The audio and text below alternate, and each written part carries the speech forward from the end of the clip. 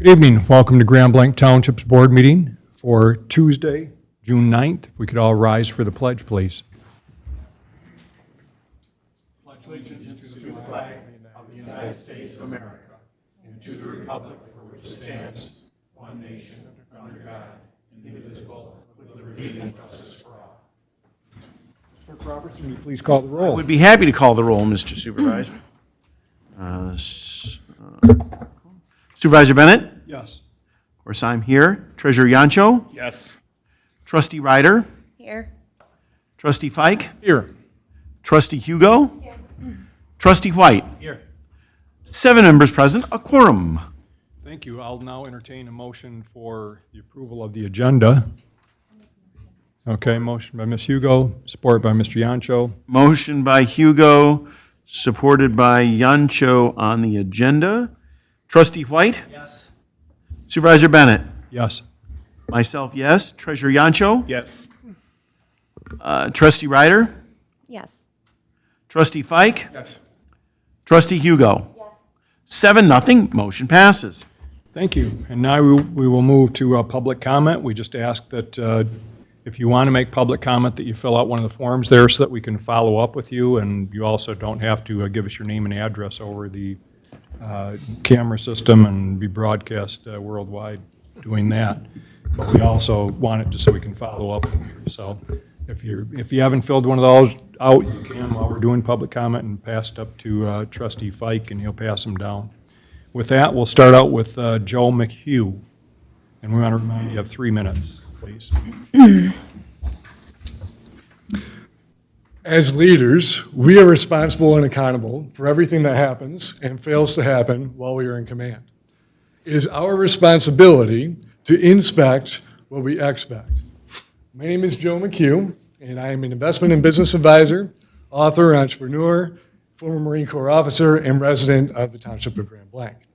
And we, the residents of Grand Blanc, expect excellence from our leadership and in the performance and management of our township.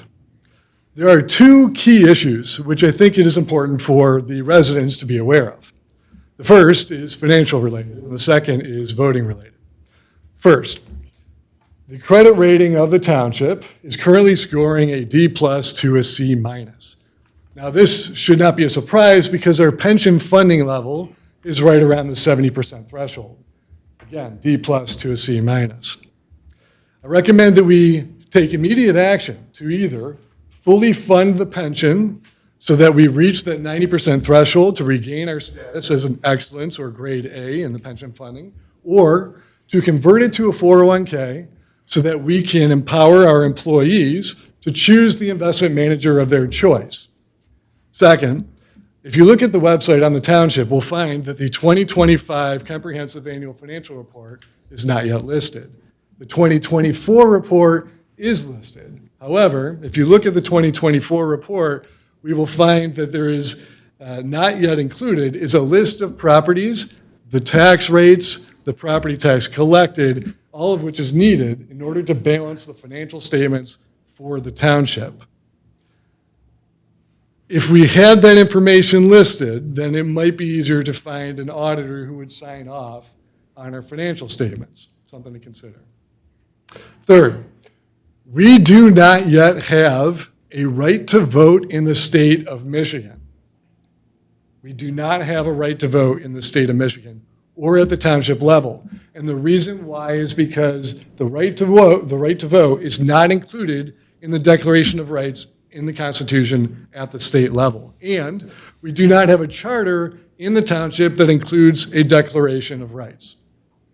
So I would recommend that we organize the subdivisions of the Township of Grand Blanc into villages so that we can account for our votes, appoint our representatives, and honor and preserve our natural rights to life, liberty, and justice. You can find out more at tinyurl.com/vote Joe McHugh, and I look forward to a report of your action at the next meeting. Thank you. Okay, thank you. Ms. Michelle Ballard.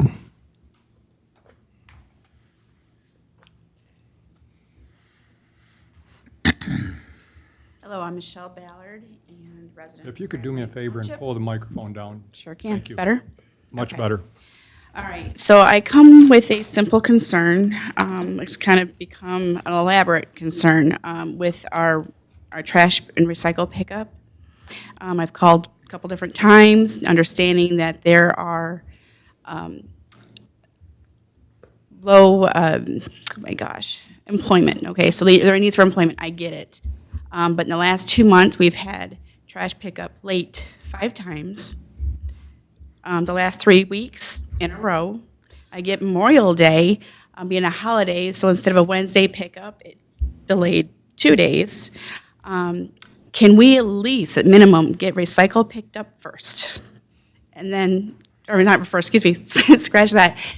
We were getting recycle picked up first. Can we get trash picked up first? I called and was told that it's the same drivers. So can we at least have, at minimum, have them pick up the trash first and then recycle, so we don't have rodents festering, we have trash sitting out for days. And this was not a problem in the past, but the past few months, it's been pretty problematic.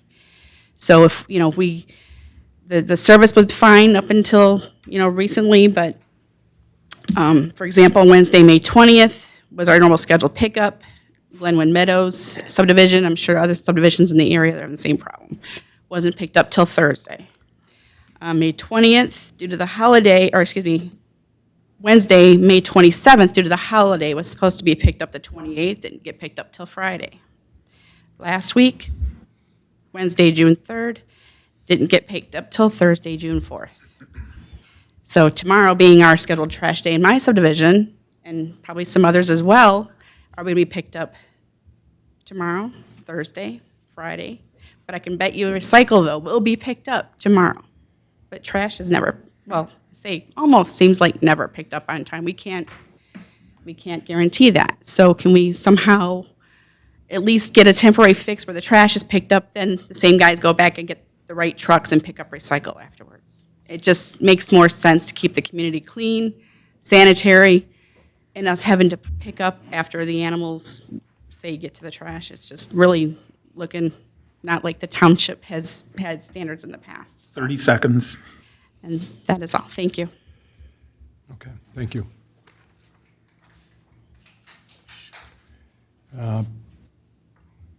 Ms. Lisa Yeager?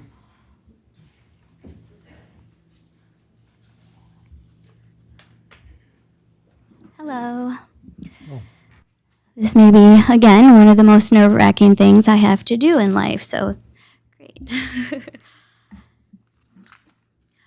Also, I know you said 3 minutes, but I am here as a group representative, so I should be down for the 5 minutes, so you guys know. And what group are you representing? I'm sorry.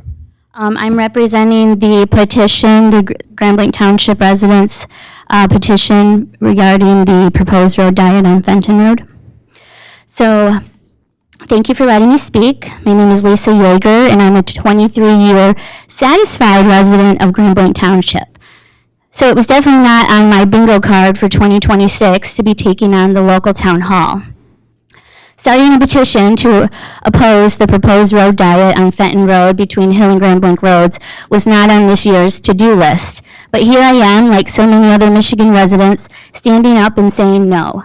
No to data centers, no to flat cameras, no to digital IDs, megasites, chemtrails, the list goes on. And no to the proposed road diet on Fenton Road. Whew. Jesus. On behalf of the over 500 signatures received to date on the petition, my focus is to raise awareness of the negative impacts of road diets, also known as traffic calming. Comprehension studies of road diets in other U.S. cities have shown increased traffic congestion all day, not just at rush hour times. Longer commute times for residences, school buses, and delivery drivers, as well as delayed response time for emergency vehicles. Studies also indicate that road diets lead to increased collision rates due to traffic bottlenecks and frustrated drivers attempting risky maneuvers. We have heard many times from Township and Road Commission representatives since April that driver safety is the main reason for the proposed road diet. However, if safety was truly the concern, then these studies I mentioned, as well as the latest crash stats given by the Road Commission, which indicate only 58 crashes over a 3-year period with 13,000 drivers a day. Can anyone do the math on that for me? It's extremely low. Plus, we don't even know for sure if those accidents happened on the Fenton Road stretch in question or if in the intersections, which are not included in the proposed road diet. We recognize the need for road sustainability, but there are alternative methods to achieve these goals without introducing a road diet. We have been told the Road Commission will be covering 20% of the $2.9 million proposed road diet. However, or how about we use that money to fix up the road as is, preserve it, rehabilitate it as is with the current lanes, not reduce lanes with 6 feet of wasted space on each side. We understand federal funding is to be had and budgets are meant to be spent. However, the proposed road diet seems to be benefiting the Road Commission, the township, and the engineering company more than the residents who drive this road every day. It is your job to say no to the federal funding when it comes with a government-mandated social experiment, which is definitely not beneficial for the residents of Grand Blanc Township and the Genesee County drivers. We asked the Township Trustee Board and the Road Commission, as well as the Mundy Township Board, to recognize this petition and explore other avenues that balance road usability and preservation with safety for all. We must prioritize solutions that maintain open and efficient roadways while addressing safety concerns without the extensive reduction of traffic lanes. We oppose any measure that is designed to inconvenience and hinder the legitimate travel of Michigan motorists. Please join me in protecting our community roads from congestion and ensuring that they remain open and accessible to all. We will continue the petition to voice our opposition to the proposed road diet on Fenton Road and continue to advocate for practical, balanced solutions that truly benefit our community. Thank you for your time. Thank you. Michael Hertzberg?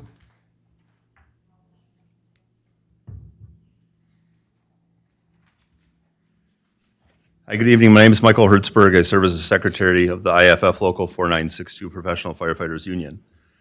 I'm here tonight to ask for your support of the fire department initiatives being presented by Chief Gent and Superintendent Limata tonight. Over the past several months, members of our department have appeared before this board to discuss ongoing challenges relating to staffing, equipment, and emergency medical response.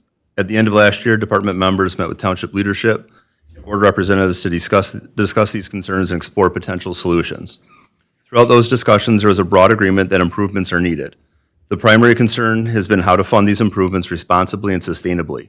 I truly do appreciate the board's commitment to fiscal responsibility and its focus on long-term solutions rather than simple short-term fixes.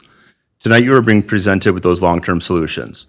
The first is a safer grant proposal that would allow us to hire 6 full-time firefighters. This would provide more consistent staffing, help ensure both fire stations remain operational 24 hours a day, and improve safety for both our firefighters and our residents.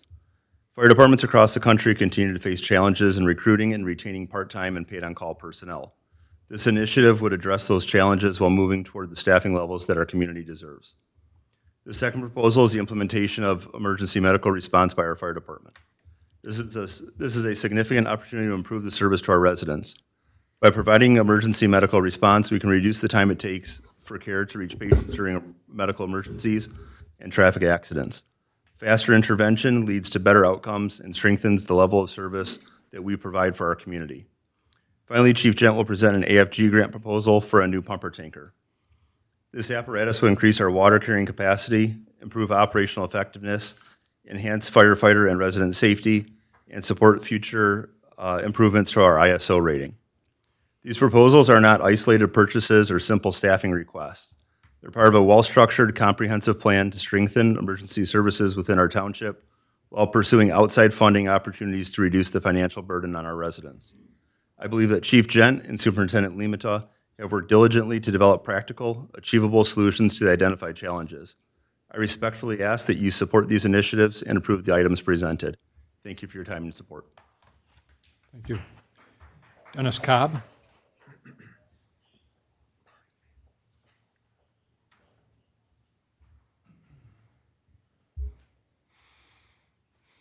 Good evening. Me and my wife have been residents of Grand Blanc for the last 20 years. And this is the first time we ever encountered something like this. But I came to realize that Grand Blanc Township doesn't have any regulation or ordinances to regulate trash placement. I have a neighbor who's putting his refuse on my property line in front of my easement. And so I called, let me see, the code officer, talked to him. He claims he can't do anything. I even called the police department, see if I can put in a complaint. They said no. And who else I checked with? In fact, I sent some emails to the trustees and you especially. I got a phone call, yeah. A phone call too. And I was surprised there's no rules or regulations on where people can put their trash. So I said, in a sense, so I could put my refuse, yard refuse, any place without being no repercussions whatsoever. So I was really surprised there was no ordinances or codes to enforce that. So basically, I'm in a predicament because I've been living next to this individual for the last 10 years. I know them. You can't really talk to them. I don't want to escalate anything. But, I'm trying to find ways to de-escalate the situation because I know myself. And I don't want to cause any friction. But, sometimes we get forced to do, things. I'm sitting in my house watching this individual put his garbage in front of my house. So hopefully somebody can develop some ordinance, codes on placement of garbage in the community, basically. Okay, That's it. Thank you. thank you. Thank you. Just so the residents know that when we take public comment, we don't necessarily change our agenda to respond to it. Some of these we'll be able to respond before the end of the meeting, but anyways, we appreciate the comments, and we'll probably follow up with many of you by, if you left your email on these or phone number, address, we'll follow up with you on these.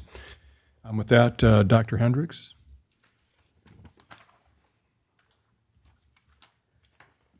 I'm going to be tall in my next life.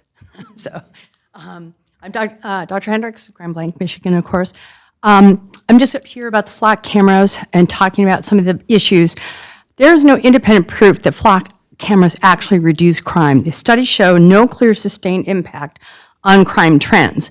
The technology also produces false arrests and false positives. There have been lawsuits, including in Detroit, for false arrests. Innocent people are being stopped and detained.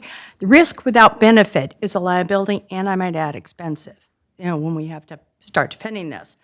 Flock business practices also raise concern. For-profit surveillance, which is probably unconstitutional, aggressive sales tactics, overstating claims and lies, in a business that it's of collecting and maintaining all of our community data.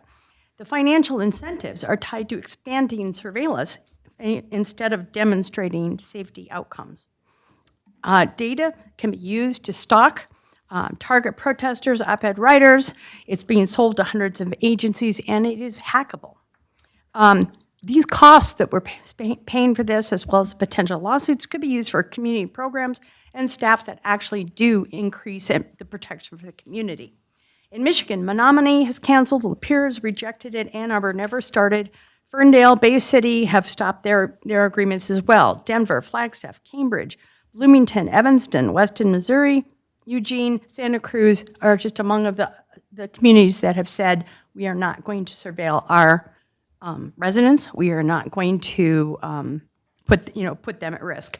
I ask you to terminate the flock cameras to protect our constitutional rights to privacy and no surveillance. In the meantime, make it harder to misuse this data. Limit the data retention. Limit searches to only trusted state and local authorities unless there is a warrant. Limit hot lists and ALPR data. Not all criminal databases are reliable. Limit the types of infractions for which ALPR hits can be generated to criminal data uses. All of this are being subjected to unwarranted searches and surveillance. The justifications do not outweigh the harm to the people. Protect us. Thank you. Wendy Bogaden?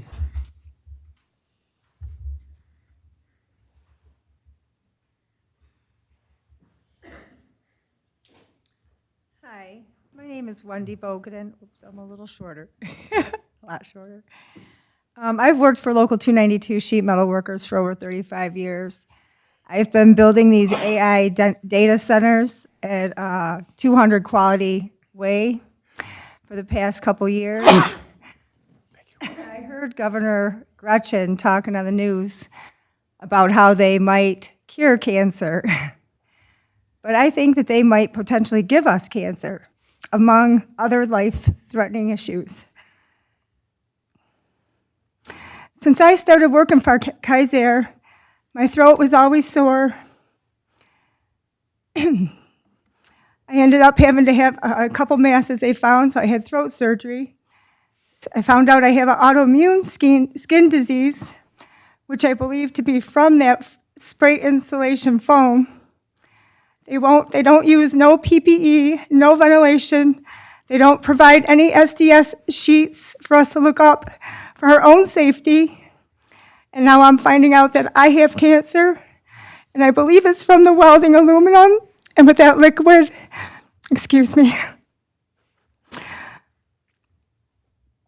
from that liquid insulation foam is having an off gas, and it's very hazardous. Not only myself with these injuries, there's not been nothing reported to my OSHA. I have witnessed many others. I witnessed a co-worker go into 100% respiratory failure, a brain aneurysm, and they didn't even know how to call. They didn't even know how to respond. I had to tell him to stop moving him because he was unconscious. Somebody called 911. I stayed with him in the ambulance till he got to the hospital, and that gentleman is still 100% disabled to this day. I've witnessed so many safety issues there myself. The reason I recently got laid off because of a safety issue where they were wanting me to tie off as I was working on the roof, and there was nothing to tie off to. I had two cranes working, going above my head. If I would have tied off to that, I would have been decapitated. The roofs that we're building don't have hardware to tie off safely to anything, so they were trying to get me to tie off to a shackle or a strap, which is against my OSHA rules and regulations, but they don't know any of the rules or regulations because all the upper management have had their cards bought because they were just bought into, they just got this company and joined our union. So they don't know any safety protocols, what we are or not allowed to do. So they're cutting up these barrels of this foam into like 3/4, throw them into the dumpsters, which are leaking into the ponds and nature life, and even with the data centers, I mean, that's going to cause not only health issues, but with the water, once that goes through, these are like huge heat boxes. I've been building them for years. They produce a lot of heat. Seconds. The water also, once it goes through there, everything that comes out of there is dead water. So it's going to kill our nature, the rivers, the oceans, and that I don't know. I just think it's an unsafe place to work. I think these data centers are, I don't think they're going to save cancer or cure cancer. I think that they're potentially hazardous and not only causing cancer, but other health issues. Thank you. Thank you. Eric Bogaden.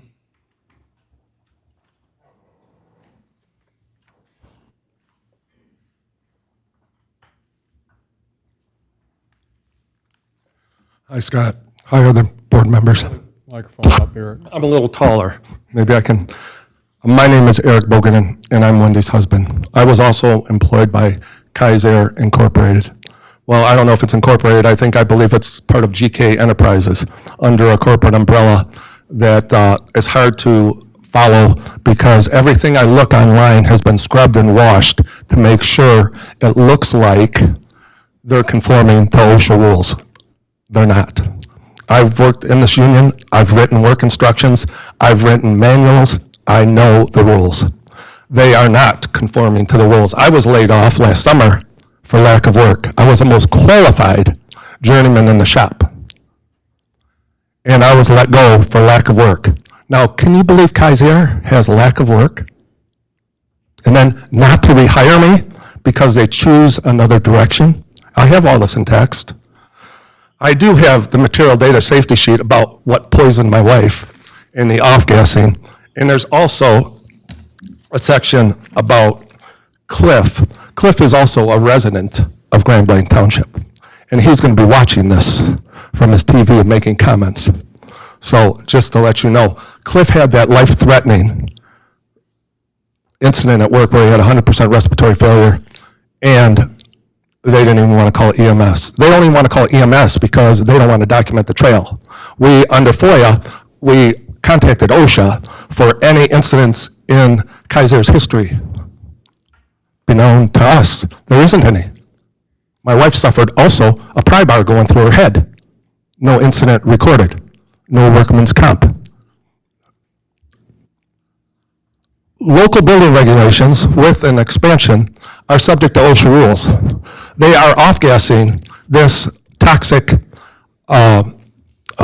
substance within their factory right now. It's a immediate, life-threatening situation.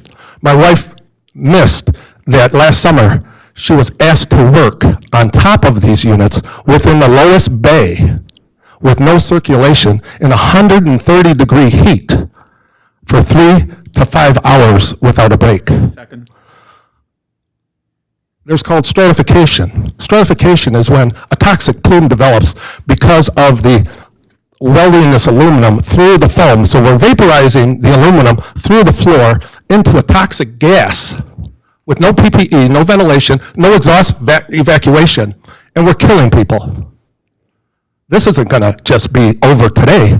This is going to go lifelong for those that have been in this situation. It's a life-threatening, imminent danger. They should have all their building permits revoked. They need to conform. They need to know how much of this toxic stuff, you can calculate it. There's penalties by Eagle if you use this substance, and they need to be held accountable for what they're doing. We've only run into brick walls and politics, and we're starting here because that's where we've asked. We're going public with our situation, and we're starting here where it started. We do appreciate your kind concern, and we'd like any help we could in making our case known and to investigate this building addition, the ventilation, and the proper codes that apply to it, including fire, because this stuff is immediately toxic, and there's no outlets that are supposed to be within the area of that, because this could do that. Plus, I have more, but we can continue that at another time, and thank you for your time. Oh, also, can I submit this documentation of the SDS and some of the stratification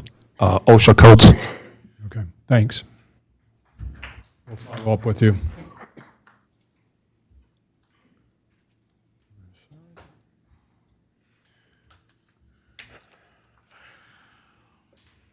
Thank you. Okay. Thank you, everyone, for the public comment, and I know all of you are very heartfelt and passionate about the issues that you come to us with, and we take them to heart, and we will respond to some of them probably before the meeting's over with, and others we'll respond to after. So thank you for joining us tonight and sharing your thoughts and information with us. With that, we will move to, we have a special recognition this evening, and we want to recognize someone special, our police chief, William Renier, as I say it in my phone when I'm driving, but actually we know him all as William Renier, but 25 years of dedicated service to Grand Blanc Township. Thank you, Bill, very much for all you've done. Let's give him a round of applause. You're here.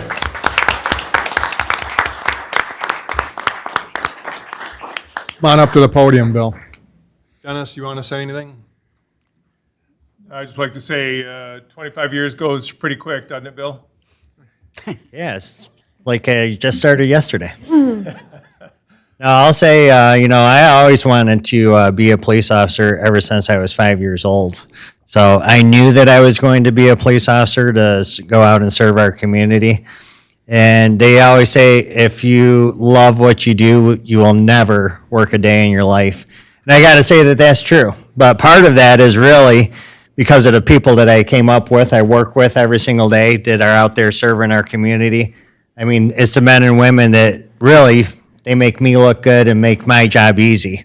And then to the citizens, the board, I appreciate, the support that you guys give our police department, allowing our officers to go out there and do what they do, because that's the community and the police working together. That's called community policing.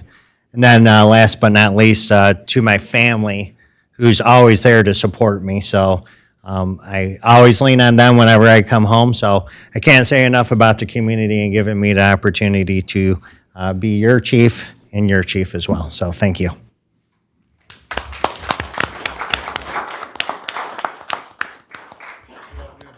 Certificate here that we want to present, but also, with the church shooting, and one of the things that you may not know as a board, or the public may not know, is that Chief has been traveling the country, speaking about the tragedy and about the response, and just represents our township so well. I know this past week, Chief Gent, a number of our officers, a number of our firefighters all represented Grand Township at a National Active Shooters Conference down in Troy. Yes. And represented Grand Township very well. And I think, everything that we did in that tragedy, we can be proud of how we responded. But besides that, our police department has a reputation throughout the state, if not further. And by you going and representing us, it's even getting beyond the state. But thank you for all that you do. And I know that the people that moved to this township because we're safe is one of the attractions. And our police definitely help us do that with regard to whether it's locking keys in the car or somebody that, they want to check out what's going on. So Absolutely. thank you very Thank much. you. Yeah. So the certificate celebrating 25 years of service from May 29th, 2001 to May 29th, 2026. The certificate is awarded to Chief William Rennie. Thank you for demonstrating the continued commitment required to achieve excellence and success. You made the difference. And that's signed by Dennis Leamet, our superintendent. Thank you, Dennis. Yeah. Thank you, Chief. Thank you. I appreciate it.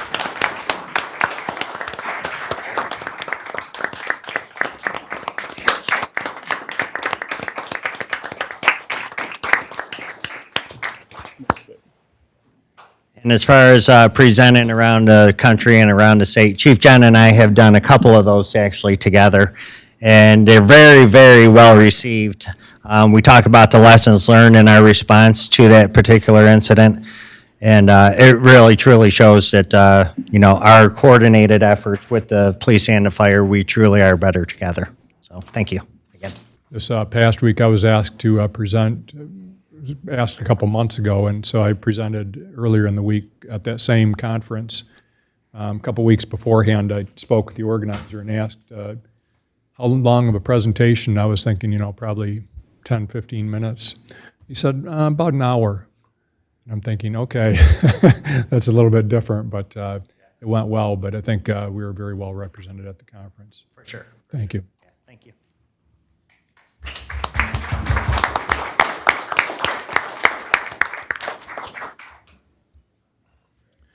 With that, I'll entertain a motion for approval of the consent agenda.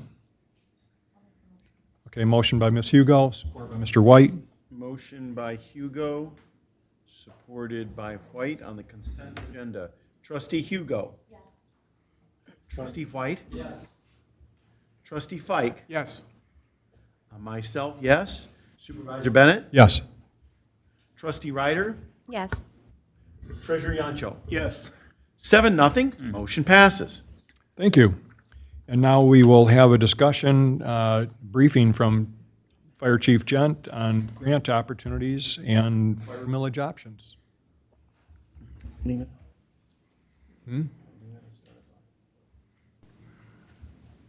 I don't think on this, Dennis, did you have anything you wanted to start out with, or no? This is before you tonight, and Chief Gent's prepared, and the reason it is before you tonight is because we're operating on a very short time frame. The grant timelines end on the 22nd. Both will be done by the 22nd.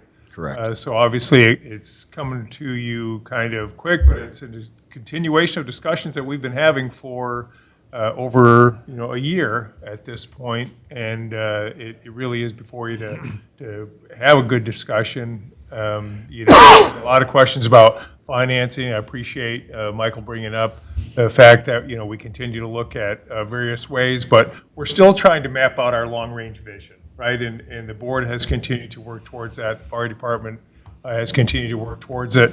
This is an opportunity that Chief wants to bring to you guys to really take a look at how to maximize our current dollars, because we do have the potential for some federal dollars here that could help stretch our budget and achieve some of the things we want to do. We do recognize that the board has undertook approval to go into a multi-jurisdictional study to look at collaborative efforts. That doesn't impact this so much as, we won't have the results of that. The kickoff is next week. We won't have the full results of that phase one of that collaborative study until September 12th. But this should open up a good discussion about opportunities to stretch our dollars a little bit further with federal dollars. And with that, Chief Gent. Good evening. With the opening of our new Station 1, Grand Blanc, again, has 2 fire stations running 24/7, 365 days a week. And that's great news for our residents, but running 2 stations takes more firefighters. We currently have, with the addition of Javon Johnson on the 15th, we'll have 6 full-time firefighters in suppression. With that, we'll have 2 firefighters on every single shift, 2 full-time firefighters on every shift. And then that's supplemented with part-time staffing.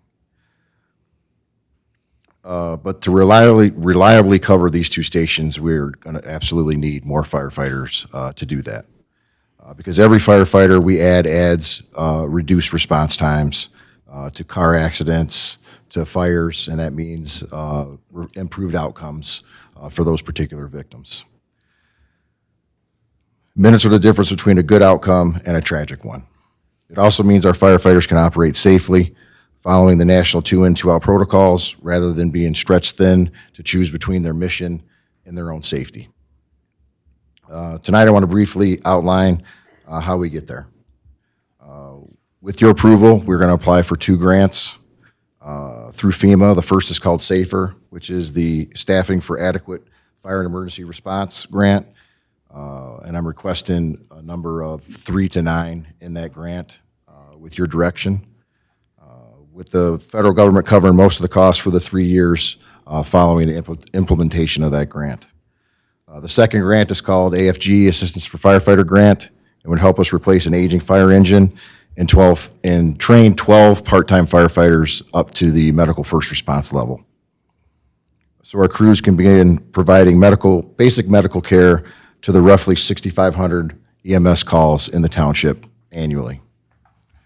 To ensure we can keep those firefighters and those improved outcomes after the federal funding phases out, I would like to start the discussion of a millage levy for fire protection on the November ballot. A 2 mil fire levy would generate $3.7 million per year, sustainably funding that source for those firefighters that does not compete with other township services for federal general fund resources. Grants get us started. The millage keeps us going. They work together. And as a result, the fire department that responds faster, operates more safely, and will deliver better outcomes. I can welcome any of your questions.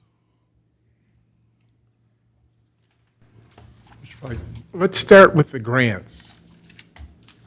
So if we got the grant, if they granted us this money, there would be an end to it, correct? That's correct. It'd be for, what did you say, 3 years? 3 years. After the 3 years, then what? We're responsible for 100% of those additional firefighters that we would add through that grant. So I guess my question is to Dennis, do we have the budget currently to pay for those additional firefighters after 3 years? So that's a very good question. And so, part of our discussion over the last 12 months has been, creating that vision for the future, where we're at now and where we're going to go. Part of the study that we're undertaking as a multi-jurisdictional study is to look at collaborative efforts and what that impact might have. So what's the optimal number? I think, do we have the funding for it? There's a millage question that maybe we should be looking at additional millage, that has been discussed over the last several months as well. You don't have to answer that question tonight on the millage. What we're looking at with this SAFER grant to add these additional firefighters, do we have the budget for 3 years from now? Well, a lot can happen in 3 years, so that's a tough question, right? I mean, if we continue the trajectory that we're on now, some of the things that this board and prior boards have done that put us into that position is doing things like making sure that we erase the unfunded liabilities. Take a look at where you're at, with your OPEB. That has freed up some funds that we were having to dedicate towards retiree health care. Once we ended that program and put additional funds there, we have really, we're at the over 100% funding level, as we discussed a month or so ago. So that means we were putting up to $1 million in additional funds on that to get us to get that erased. Same thing we're doing with the police pension right now. We've been putting additional funds on there so that it's going to reduce our reliance. So what does that look like 3 years from now? I'm not a great prognosticator on what the economy is going to do. That could change. But at the same time, if we're really creating a vision, looking down the road, and one of the biggest challenges that Chief Gent, as well as other fire departments across the country have today, is finding dedicated guys who want to come into the fire service. It's not like it used to be where, you could get all the part-time guys to come in. How many shifts did you have that went unfilled or were available open last year? There were 4,000 shifts that were open last year for the entire year. 4,000 shifts, so that's where we're struggling trying to get, and we understand, I mean, it's a big dedication for our firefighters, our part-time guys to come in. They're only contractually obligated to pick up 2 shifts per month. Many work more, in fact, most do. But those 4,000 open shifts were shifts that we didn't have a firefighter to fill in, and I get it. They have a work-life balance that they're working through. They have other careers. They're doing this thing. One of the benefits of adding full-time firefighters is the fact that they are working full-time. So they work a 24-hour shift. That's like a minimum of 27 shifts per firefighter that automatically get picked up every single month. I would say, like, if you added, say, 3, you said 3 to 9. Let's talk about adding 3.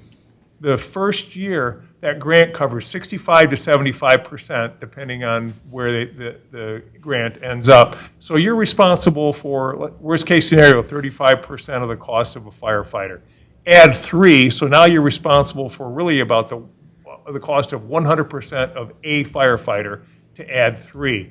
Can we, if we didn't have any additional millage or our revenue was stable, could we add a firefighter in 2027, cover the cost of 1 firefighter in 2027? Absolutely, because that's what we'd be responsible for. The following year, then they're going to cover 25% about. So now we're going to be responsible for that 75%. Now can we cover the cost of 2 firefighters 2 years from now? That becomes our long-range outlook. What does that plan look like? Of course, as those full-time firefighters fill shifts, you're also going to have less of the part-time shifts that are going to have to be covered with part-time firefighters. So there is an offset there as well. So if you ask me, can we add 3 firefighters and be able to cover the full cost of them in 3 years? I would say yes. I wouldn't have a concern there because we're ramping up slowly. We're taking a measured approach with our long-range vision. Where do we want to go? What are going to be some cost savings with our collaborative efforts from the course of this study as we work with our neighboring units? We're kind of still crafting our long-range vision, but part of that has to be the personnel because we've just opened, the ribbon cutting of this absolutely gorgeous state-of-the-art facility last night. And that's awesome, but that facility isn't going to save lives or put out firefighters, or fires without firefighters in it. And so we're focused on personnel issues, right? We're really focused on personnel. It's tough to recruit PD, it's tough to recruit for fire department. It's just, it's a changing, and that's, again, not unique to Grand Blanc Township. That's a nationwide thing. What are we going to do to make sure that we're prepared to meet the needs? I think we have the opportunity now to look at stretching those with federal dollars while we make our plan. A lot of pieces are going to come together. That study's going to come together. A millage question, is that the best case to go? What is that millage amount? What do we need? You don't have to answer that question tonight. You just have to know that that's part of our long-range vision, that we're going to build a vision, we're going to build it on improved outcomes for the community, and then we're going to build the financing around it. And 3 years gives us plenty of time to do that for the addition of a few firefighters. I just had to correct one thing. There's almost 4,000 shifts that were available, and then there were 514 shifts that were unfilled throughout the year, so about 15% of the shifts went unfilled. And with those shifts that were unfilled, there was 112 of them that had to be filled by full-time firefighters, so you're looking at an additional cost associated with that, working time and a half. So it was overtime, the 100. Correct. So Chief, just so I'm clear, because we're talking about two different grants here, right? The SAFER grant and then the AFG, That's correct. Assistance. So what, the SAFER grant is the staffing grant? That is correct. And then the AFG is for the pumper and the, what would you call it? The Medical first responder, medical training and. Correct. And equipment too, though, isn't it, or no? that is correct. The training and the equipment associated with going up to that level of licensure. Okay. So the one grant, I mean, I see the quote for 5,000. Does that include the training, or is that's just the equipment? The micro grant, that is, Bound tree on it. it's like, that is for the equipment. So that quote for the $5,000, that is per piece of apparatus that we would outfit up to that level. When you say, so for example, Each engine would have its own equipment. okay. So you would ask the grant would cover the entire thing, or? Yes, it would cover the entire thing. Okay. It would cover the Including- equipment and the training associated with it, along with the licensure costs through the county and the Must be state. a pretty substantial grant then, if we're looking at 5,000 per vehicle or whatever? Correct. Okay. And then the SAFER grant is the other one. But also the AFG is for the fire, the pumpers, That is correct. for 100 and whatever. That's for, Million. well, last year it was 1.2 million, and this year it's 1.5 million. So it went up in 1 year. Correct. And with that AFG grant, they do, for apparatus, they do cap it at $1 million. So they would cover $900,000 of that, and then the township would be on the hook for $600,000 of that associated cost with that tanker pumper. So I know that our equipment is getting aged. Is the pumper something that we have scheduled to be? This would diversify our fleet, so this is something that we don't currently have in a fleet, so that would improve our ISO rating as well. But in terms of our, we have a capital plan. Does this fit in there as far as capital plans, or? Yeah, we continue to look at that every year, and we built them in. We actually had 2 apparatus in the current capital improvement plan for replacement. As you guys know, when last year when we ordered the new aerial, we were able to save about $350,000 by paying cash for it. So we put up the whole $1.9 million for that vehicle. But obviously, there's always financing. They offer you financing. You can do that. But part of moving on these things is just the length of time. It was 42-month build-out for the aerial. I don't know what it is for this. They estimated at 36 months. Yeah. So would we be looking at, just to follow up on the pumper, would we be looking at buying one of these anyways regardless of the grant, or how does that fit into things? Yeah, I mean, it's still, we're not trying to just add new equipment to add new equipment. We're adding equipment as first-line apparatus to go. So it's not strictly, we're not trying to build a bigger fleet. We're Right. trying to have the appropriate apparatus. And we do have aging equipment out. we're going to be talking about replacing vehicles probably every 3 years for the next few years. Wondering though, is if, you know, if, I don't, the grant is only going to cover like 1 million of it, and we still. Correct. And if we're looking at additional staffing, I'm just wondering if we have it budgeted to purchase a truck in our capital plan, you know, regardless, or, because I know we were looking at maybe, you know, in the past of, you know, we threw out the idea of maybe not taking delivery of the current one we have, just so we could retain some money, but I don't think we're going down that road, but I'm just wondering if, when do we need to let them know that, yeah, we want to move forward on the truck? I mean, number one, we saw the price go up 200,000, 250 or whatever this past year. The sooner you order it, the sooner, you know, you start not It's seeing definitely those increases. beneficial to get your order in early. I'm not sure what the time frame is for the grant either, but if they coincide with, you know, the same with the SAFER grant. Yeah, they coincide together. They'd be in the same grant period. So I don't think I wouldn't have a problem, you know, going for a grant for a truck if we're going to buy one anyways, and we've got it in the budget. It's definitely a piece of apparatus that needs to be replaced. It's our oldest engine in the fleet. And instead of just simply adding another engine, that we have 5 other ones, this would enable us to have a tanker pumper to get into the sections of the township that don't have hydrants, or out on the freeway that doesn't have easy access to a hydrant out there. So definitely would be something that diversifies our fleet. Sure.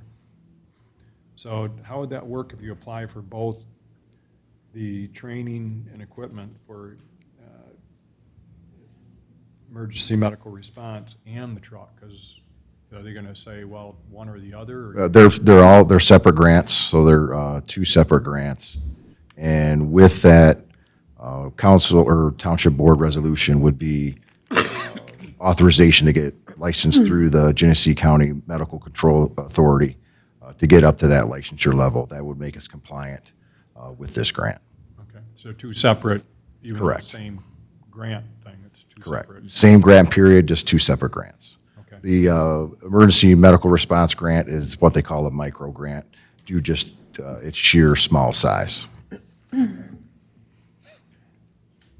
Clerk Robertson? You mentioned possible improvements in our ISO rating. Do we know how much? That's one of those things, it's a mystery to everybody. Okay. Well, the sooner we can put a finer point on that, the better. Right. Because that's savings for our constituencies, both personal and business, if we can tangibly point to an improvement in the ISO rating. Correct. That's an improvement to the ISO rating, and another major improvement to your ISO ratings is adding full-time staffing. That also has a dramatic effect on your ISO rating as well. Okay, understood. I understand we're under a time constraint with regard to the application process? It has to be turned in by June 22nd. Okay, Both grants? That's correct. okay. Okay, that's all I have for now. Thank you, Mr. Supervisor. Yes, go ahead, Ms. Ryder. So that time frame is a lot shorter. I was thinking about the ballot for the millage. We would need mid-August. We would need to submit something. August 11th, I believe the language has to be turned in. Okay, so yeah, we have some deadlines to consider. Clerk Robertson? Yeah, the discussion of the timing is important, because when do we anticipate the conclusion of the study that we just authorized a few weeks ago for the collaborative effort with the Southern Township, or Southern Genesee County communities? It's scheduled to have the meeting on September 12th to receive the results of the study. The deadline for the ballot is August 11th, apparently. So we can't take an action until we get the study concluded and we get its results. Well, I know it puts That's both a statement and a question. I know it puts the board in a bit of a quandary when because of the timing of these things. For us to be on that November ballot for the millage, replacement millage, if you will, I know it hasn't been decided that we're getting a replacement millage, but we do know that we're actively working on a vision for our fire service model and what we're doing. And part of that is the study. So it's tough. We're not going to get the results back. And it took us quite a while to get 5 municipalities all together in one way to approve the ability to move towards this study. And, you know, unfortunately, I'd love to have it sooner than the ballot language.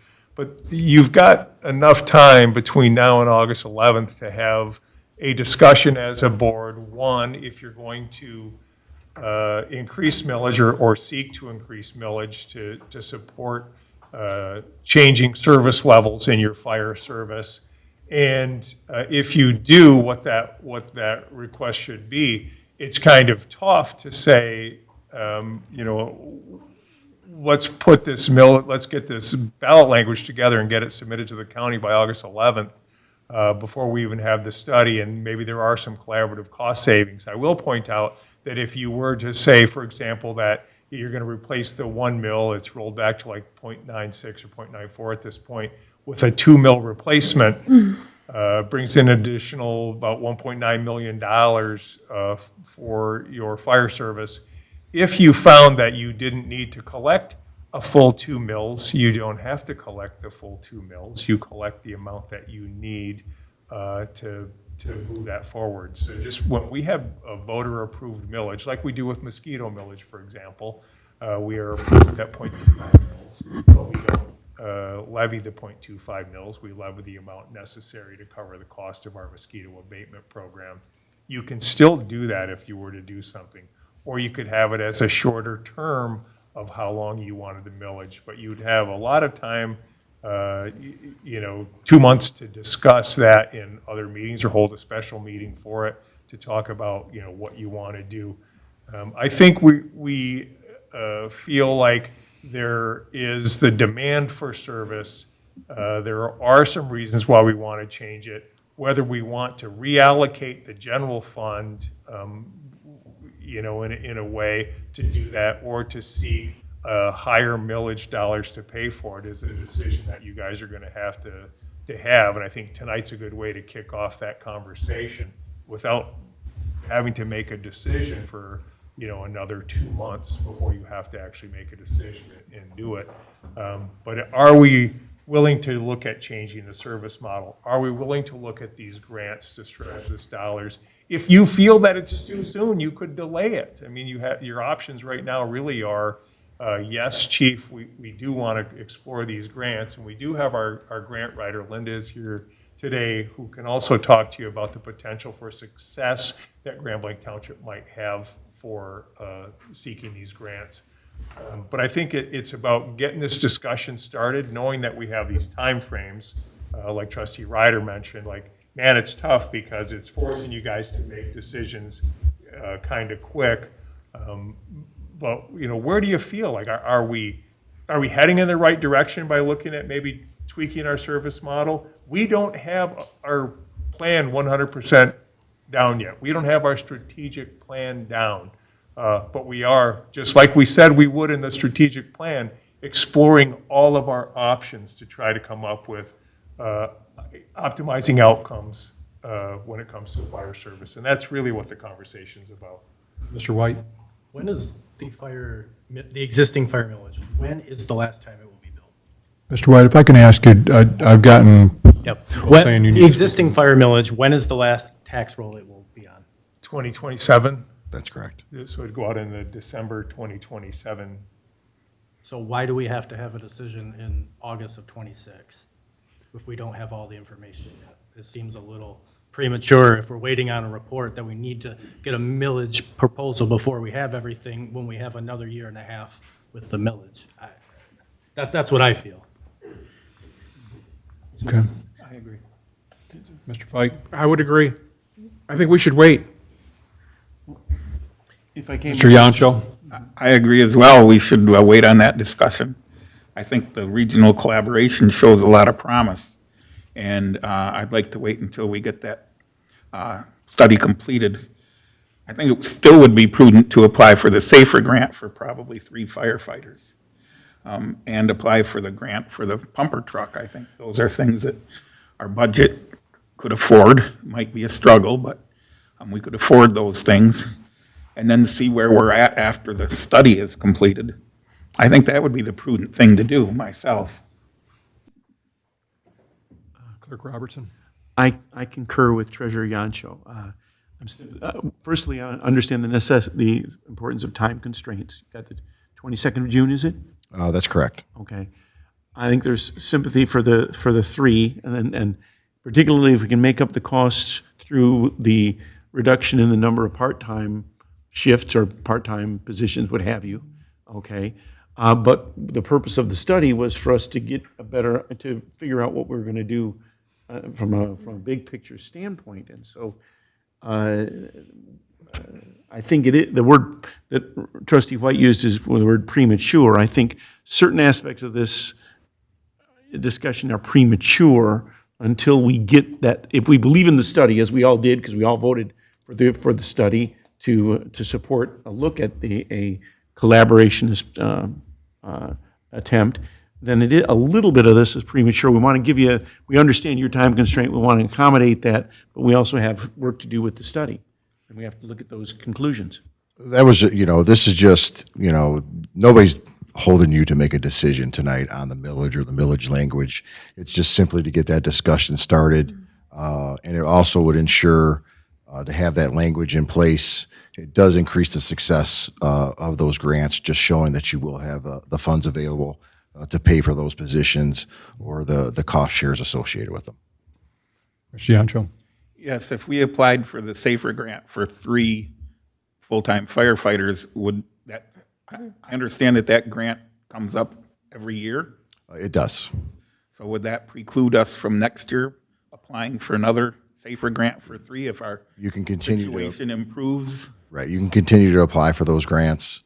The way I would write this particular grant is to convert our current part-time firefighters into a full-time position. So that's how I would write that grant. So that would require us to hire from the part-time crew?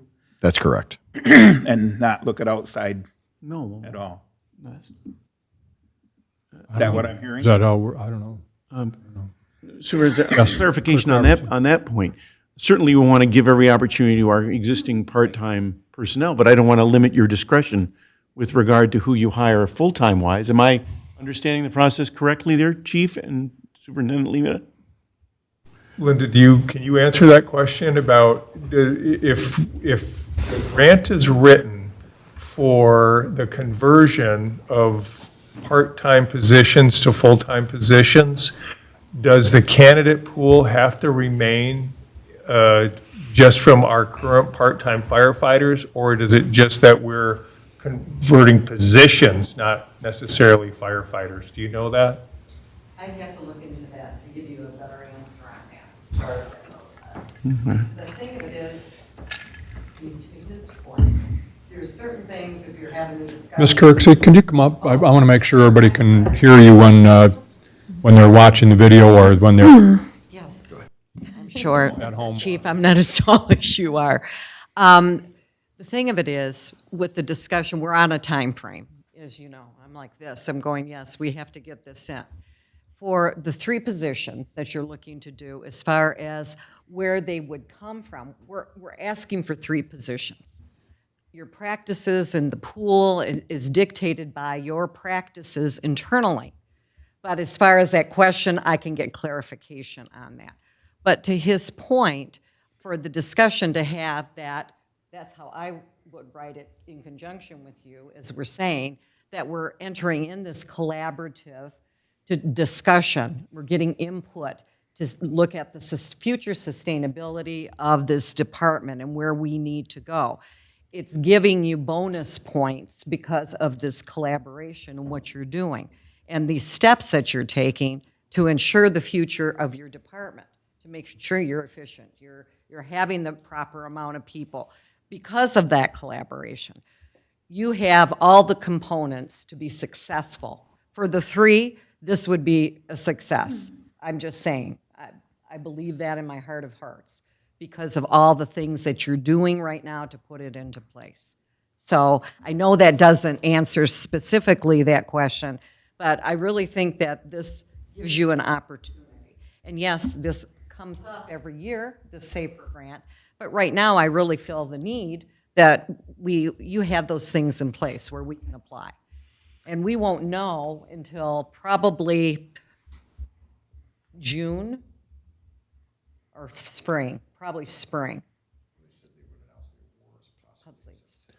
So, Maybe. so, yeah. September, yes. So a question with regard to the grant, Linda. Yes. Can you, so you said you can apply every year. Is the number 3, 6, and 9, are those set numbers that they provide, they have to make, or can you say, 3 this year and 2 next, or? This is as far as what you want to apply. Okay, so it isn't. We can sustain, and that's the key, is the sustainability plan.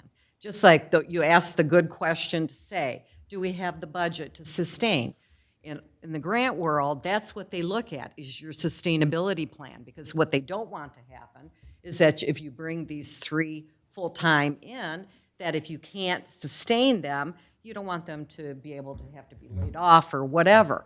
So if you have a good sustainability plan and all of that you're doing fits into what that sustainability, you're pursuing a millage to be able to absorb. You have X number of dollars in your capital outlay on the other end, on the AFG grant. You have all of those pieces in place to make a good sustainable plan that gives a good argument, where some departments don't have these things in place or having these discussions going on, and they aren't competitive, I guess, for lack of a better word. So my question, though, is can they, could it be 4 instead of 3? Or does the grant provider dictate that it has to be 3, 6, or 9? Or is No, that just numbers you we- determine that based on if you have the budget to be able Okay. to absorb them at the end of All the right, grant so we period. could stagger it over the next several years and have different numbers each year and Yes, what have you. as long as you have the ability to sustain those Okay. officers, firefighters at the end of the grant period, yes. Okay. Mr. Yancho? Just to clarify, I'm sure that we have a number of great part-time firefighters, but I'd like to offer our residents the biggest pool that we can possibly explore as possible full-time firefighters. I don't want to limit it to just those, because there may be somebody else out there that can fill one of those positions that has terrific capabilities. And the reason I bring that up is because FEMA has really been focusing on recruitment and retention of firefighters within your current department. And I think if you wrote the grant in that manner as a recruitment and retention grant, it would definitely increase your success of being awarded that grant.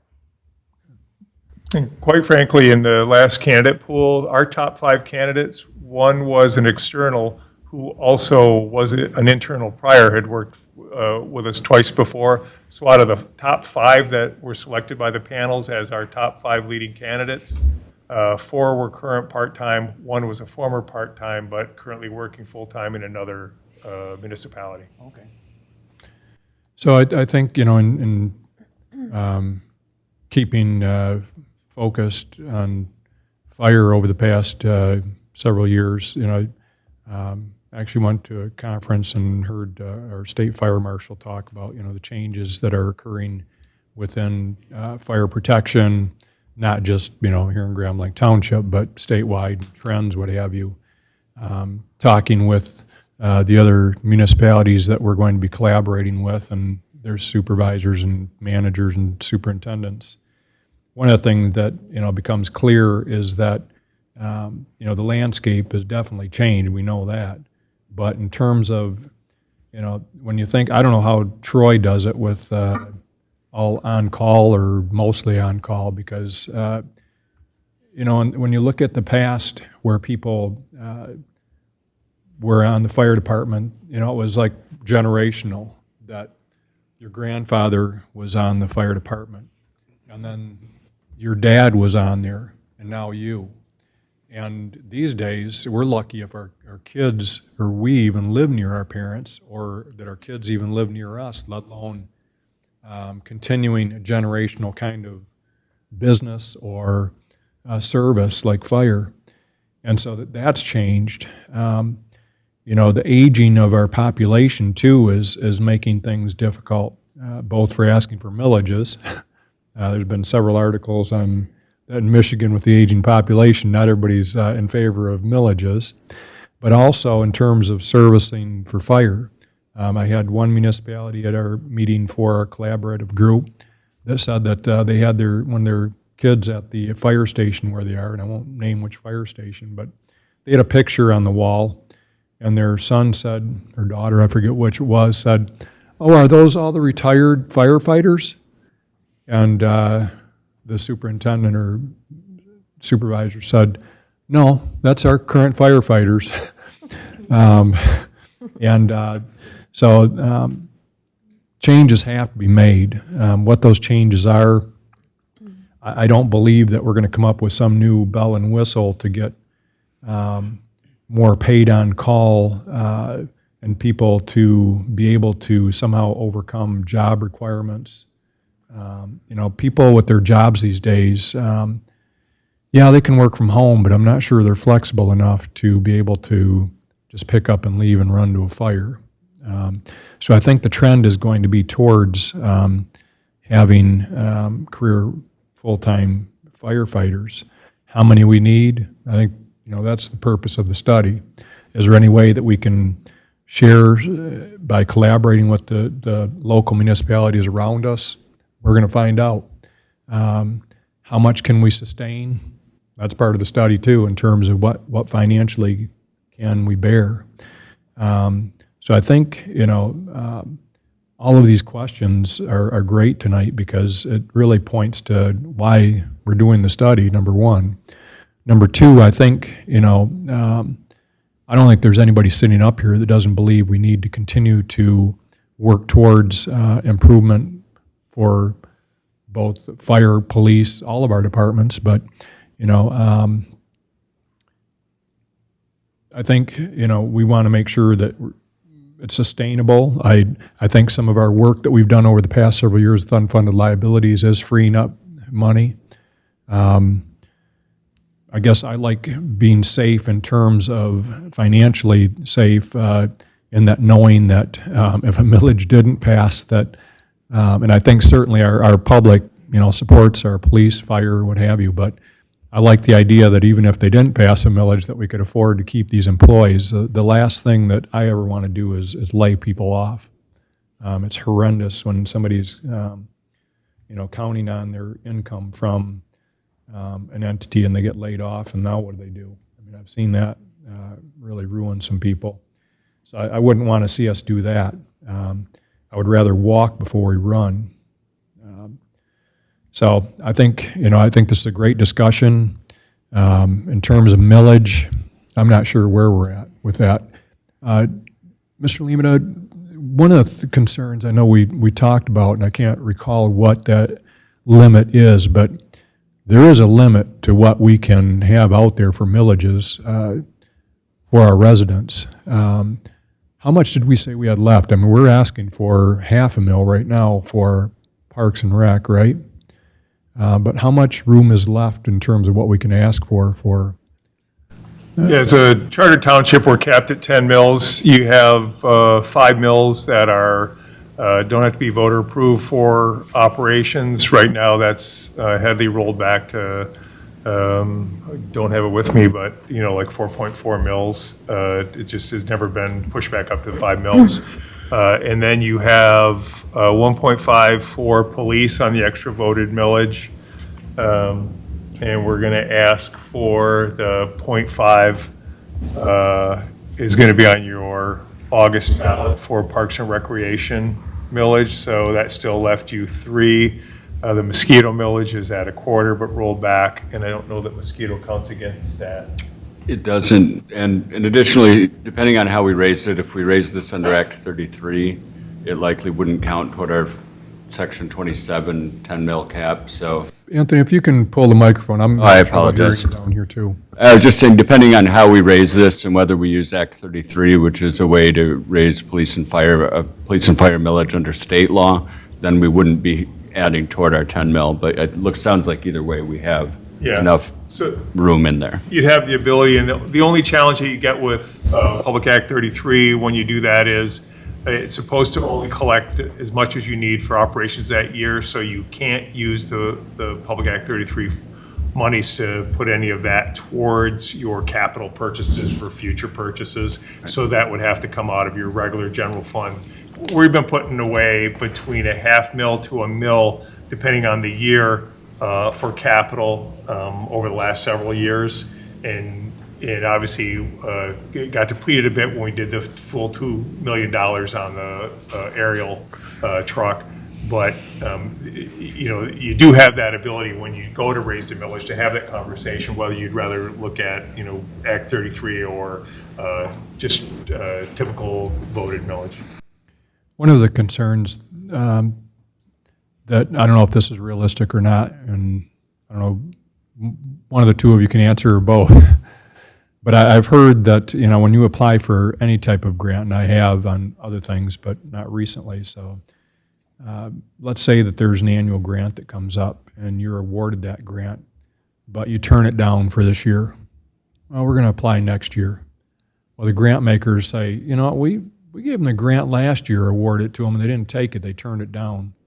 Are they less likely to give us one the following year if we turn? Let's say that we say, you know what, let's go for 3. And if we, you know, decide that we don't want it, then we turn it down. Well, the next year, do they say, you know what, when we apply that, you know, they turned us down of using it, we're not going to give it to them this year? Is that a realistic concern? Yes, it is. It absolutely is. You're demonstrated a need for this money on this budget cycle, and you turned it down. So they're going to be looking at that grant, asking, well, what changed between this year and the previous year? So it definitely will have an effect. So if we're going to apply for it, we need to use it if we get it. We can't say, well, let's try and see, and then we'll decide. Mr. Fike? And if it's approved, I never really understood at the beginning there, Dennis. If which is approved? If the grants are approved, after 3 years, we've got to pick up the slack or people have to go. Yeah, you're 100%. And we'd have to raise a tax. So this is kind of like, if you approve this, this is something, we're walking down the road toward a tax increase. Or a reallocation of your current budget priorities from your general fund, right? So there's things to think about. As we look forward, we're going into, you know, 2027 year for this discussion. When do we drop off on the police bond payments? That's 2031. Currently, that's just about $800,000 a year. So that is going. Sorry, one more time, Dennis. What was that? That's $800,000 a year for the police bond payment that we're paying right now. So 2031, that drops off. So again, you're going to reallocate funds in your general fund. That in 2031, another $800,000 is going to become available for the board to reallocate somewhere in a general fund expenditure. So 31, that's a few years out, though, still. What about reallocating within the fire budget? We have quite a few part-time. If we add more full-time, does that remove the need for as many part-time? And can that money be converted into using for full-time? I mean, it can, because the number of shifts available to be filled, right? And as you're developing your long-range plan and staffing models and all of that, you're going to have less reliance on part-times. You're going to have and more reliance on full-time. You'll have less part-time, or the need for part-time firefighters. So then what goes along with that, the turnout gear and the other ancillary expenses that would be associated with those firefighters. So there is a cost shift. Does it cost more to have a full-time firefighter than a part-time? You're just a straight hourly cost? Sure, right? Because benefits added in, whatever. But in reality, it is getting offset by lessening the need. And again, where the challenge is, not just for Chief Jen and Grand Blanc Township, but all over, is being able to attract anybody to the fire service. It's just not like it once was. Everybody's facing the same challenges that we are. Just a couple more questions. I know we need to move on. But With regard to, we had 500 shifts that weren't filled? Yes, Roughly. 540. So we paid overtime for filling those? That's correct. I don't know what that came to, and I don't know, probably nobody here off the top of their head knows what that figure was for overtime. But we did fill one more full-time position, so will that reduce those number of shifts that are open? Every full-time employee you add will decrease the reliance on filling those shifts with part-time employees. So it should help if we were to hold off on adding any more full-time until next year, what have you. It's gonna fill gaps in my schedule that I currently cannot fill. Mm-hmm. Yes, Trustee Ryder?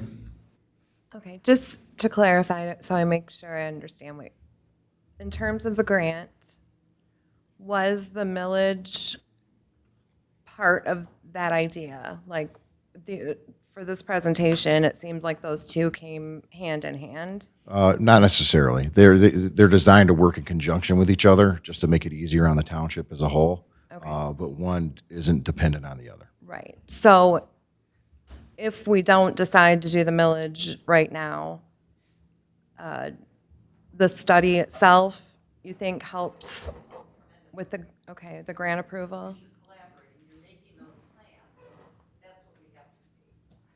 Okay, I don't suppose the study could be sped up at all? What's funny is I've had two other municipalities, in fact, one today, that asked me if they could join the study, and I said, you know what, it's tough enough to get 5 municipalities all to, it's like herding cats to get everybody to agree on what we've agreed on. But part of the reason for that collaborative group is we feel as though, and some of the people, the reason why they're part of it is specifically because they feel that the funding ability will go beyond even SAFER grant by working together, that they've seen evidence in other areas that municipalities have worked with other municipalities, and that their federal elected officials will see this as something that, hey, these are all in my district. This is going to be something great that I can push through Congress or what have you, and get a budget amendment to specifically help this region. So that was part of the reason why some of the groups even participated, was because of what you're saying, Michelle. So we expect, if we're sharing the responsibility, we're expecting to free up some more funds from this study. And if the study comes back and we're not saving as much as we initially thought, then we can revisit the millage at that time? I mean, we can revisit the millage anytime. Right. You know, the idea behind the study is, you know, and even Chief Gent, you know, at previous meetings said that, you know, that number of what that millage is a big question mark, and he's not coming here proposing any particular number, I don't think, tonight, as far as any millage. I mean, the discussion that I've heard is that the question is, do we want to move towards more full-time in the future, and do we want to look at grants? My thought is probably yes on both, but whether it's right now, I'm not sure. But I definitely believe that we're going to have to do something probably on more full-time, no question about it. Just a matter of how much we can afford, and is collaborating together going to help us to fund it better, whether it's this vehicle or something else that as a group we find. What I don't want to do is kind of stymie, you know, the potential for the study either. Right. You know. But if we have 3 years, then it seems like we would, either the study would provide us the funds, or we could move forward with the millage. So it should be sustainable in theory, either way. Which level are you saying to add? How many? No, I just wouldn't want to put the grant in danger, is what I'm saying. So if we have to show sustainability, we would either have that sustainability through the Study. or Or a through the millage. millage. Okay. So we do have time on the millage. Is a motion required? No, it's not an action item. We have something later on the agenda, but. Yeah, there'll be you're gonna, 8D, there's a resolution there for your consideration about the grant, the cost share obligations. It's really a one-size-fits-all resolution that says that the board authorizes the submittal of the SAFER and AFG grants, approves the Genesee County Medical Control Authority licensing for the fire department in regards to the MFR medical response. So they're not all separate. It was all put into one resolution. If you felt like you needed to break those up, that would be a possibility. So how many additional full-time firefighters are we talking about then if we, on that It's particular not motion? specified in the resolution that was before you, but that is, I mean, obviously, Chief is only going to work with Linda on putting the grant forward for the number that the board says that you agree with moving forward. What's the board's desire on that? Yes, Treasurer Yancho? As I see the resolution 8D, I don't see the AFG grant mentioned in that resolution for the pumper truck.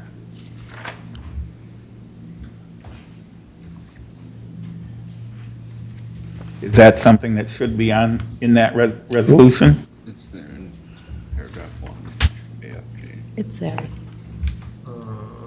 It's on page 106. I don't know that I have a copy of the actual resolution. I see the amendment. AFG, the SAFER, and AFG.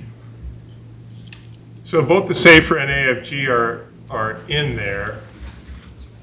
And then be resolved under paragraph 1, authorized township superintendent as an authorized organization representative to submit applications for the SAFER and AFG programs as described in the fire department memo, including the SAFER hiring activity, the AFG medical first responder operations, and the AFG vehicle acquisition application.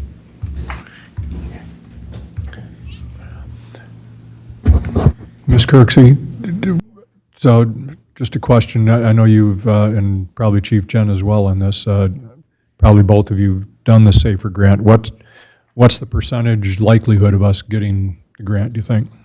Well, it's key factors, what I mentioned earlier. It's your narrative, basically, of your story, as far as what you're trying to accomplish here, what you've been through, what has happened, all the things you've been talking about now, and what you have as a community with others, a collaborative effect to how you can have the best, fire service you can for your community. I really believe that you have all those factors in place. Can I guarantee and say? I always like to say that I believe, and I said this to Chief, I believe that this will happen for you based on the fact of all of the things that you're putting into place and that you're experiencing and the type of fire service that you provide. I really believe that. And we put together Bulletproof. This man writes beautifully, too, as far as the data and the things that we have. I would say that we have a good opportunity here. But I think it's up to you, is what the township manager just said, is that we have to decide what is that number. Can we sustain 3 at the end of the grant period? Is that it? Or is it more? Is it less? But you have to say that to us, so we write in those numbers correctly. So, but I believe you have every factor that you'll be successful. But we have to be able to sustain them and not turn it down. If we get it and we make a great case and we get awarded, we don't want to turn it down at the end. I don't want to see that. None of us do. So I guess we'll try and wrap this up, but what's the board's desire? Clerk Robertson? Again, just for a point of clarification on Resolution 2620, if we pass this resolution, what are we committing ourselves to in terms of structure for the fire department going forward? Obviously, we've talked about 3 firefighters, but is it with regard to with emergency EMS and that? Are we committing ourselves to EMS going forward? You're committing yourself to being licensed as a medical first responder agency. That goes along with this resolution.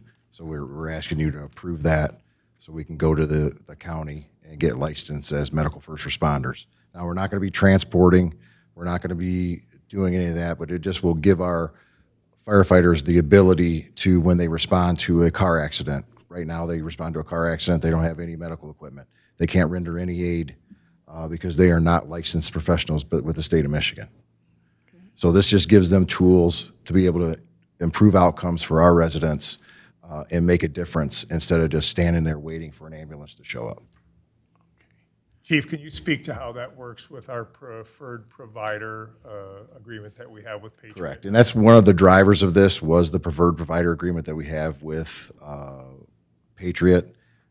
They're going to be able to get on scene a little faster than they were before because they are in the township.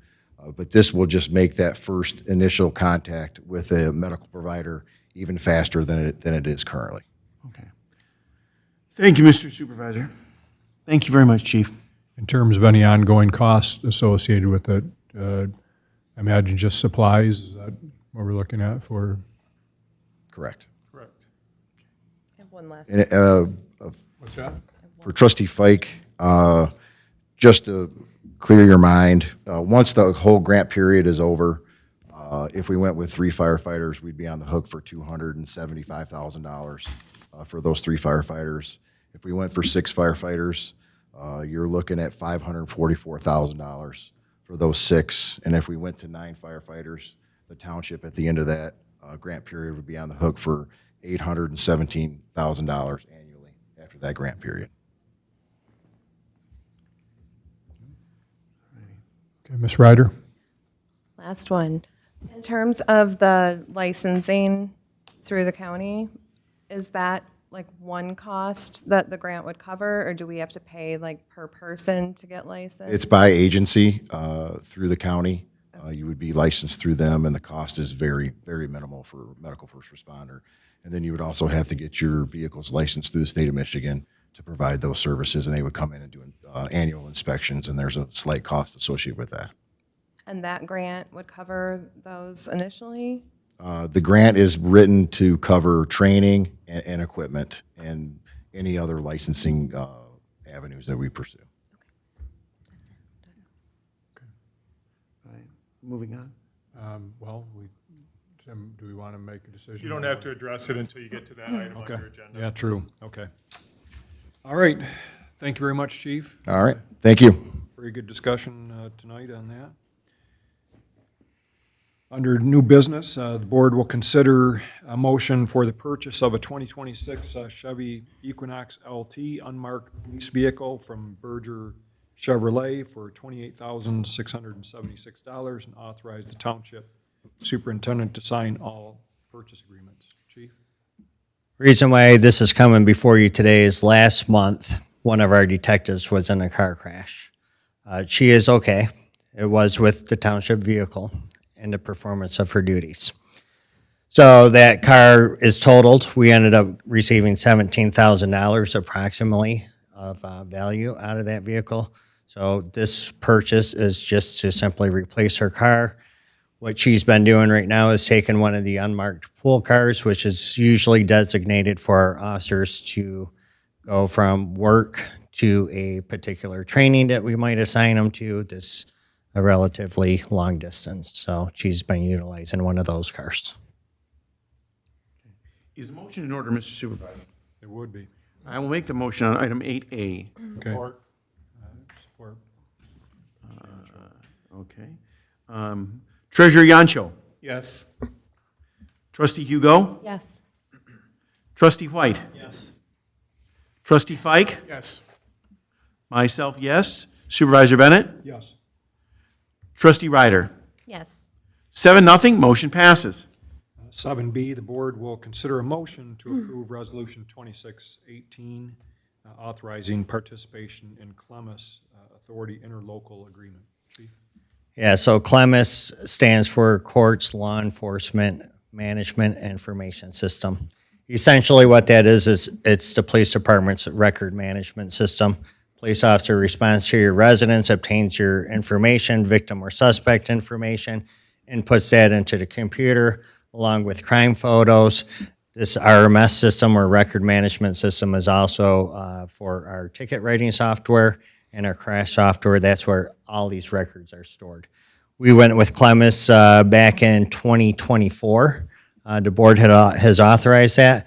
Since then, Clemis now has become its own authority. They separated, Oakland County has separated from that. So now this resolution is just simply to continue doing business, now known as Clemis Authority. Okay, I'll make the motion that we approve the Resolution 2618 regarding Clemis Authority interlocal agreement. Motion by Bennett, Support. Supported by Ms. Hugo. supported by Hugo. Trustee Ryder. Yes. Treasurer Yancho. Yes. Trustee Hugo. Yes. Trustee White. Yes. Trustee Fike. Yes. Myself, yes. Supervisor Bennett. Yes. 7-0, motion passes. Thank you. Item C, the board will consider a motion to approve Resolution 2619 supporting TAP grant application for Baldwin Road Connector Path. Mr. Lehman, oh, I'm sorry. Mr. Kim? Yeah, I'm here. Good evening, everyone. So this resolution before you is for the TAP grant, or Transportation Alternatives Program grant, for the Baldwin Road Connector Path. This is priority number 2 on our adopted capital improvement pathways plan. We're currently under construction right now with the Cook-Embry section. That was also a project that took some TAP grant funding, as well as combining with that with DNR trust fund funding. So we are taking the same approach with the Baldwin Road connector that would pick up at the intersection of Baldwin and Dort on that existing pathway and extend it further east along Baldwin Road to Holly Road. So we're trying to get that connectivity going. So this application is due in about a week from now on June 17th. So I'm asking for your support to move forward with this application.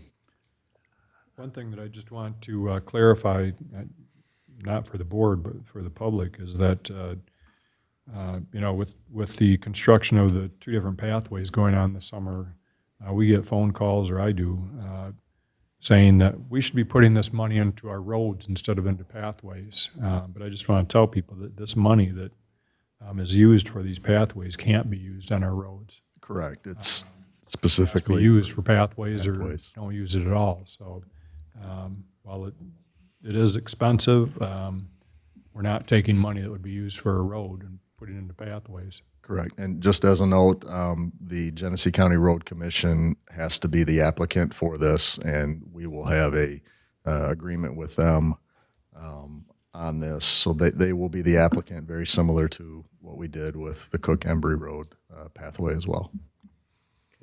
Is the motion in order, Mr. Supervisor? It is. I'll make the motion on item 8C. Okay. Support by Ms. Ryder. Motion by myself, support by Ryder. Supervisor Bennett. Yes. Trustee Ryder. Yes. Treasurer Yancho. Yes. Trustee Hugo. Yes. Trustee White. Yes.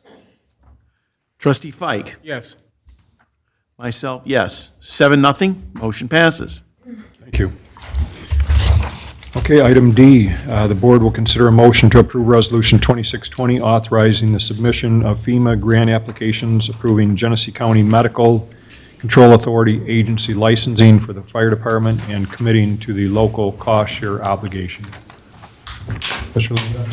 So to address the board's concerns about what the resolution covers and what you're authorizing, I would suggest that as you make the motion to approve the resolution, if that is your intention, is that you can insert the language at that point that the board is authorizing the Township Fire Chief and Grant Ryder, myself, to forward that application for 3 converted part-time to full-time positions, or whatever number you are comfortable with, as part of your motion. Is that resolution in our packet? I failed to find it.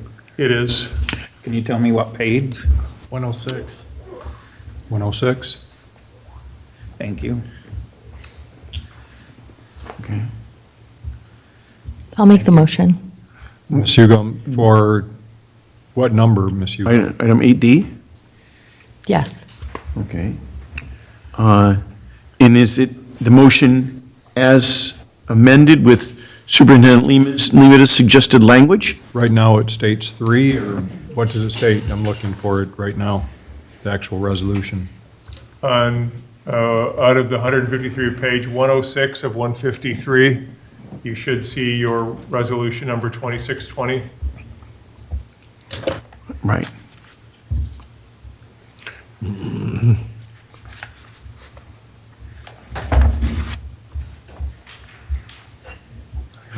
Is there a number? Okay. So let's see, I'm looking here.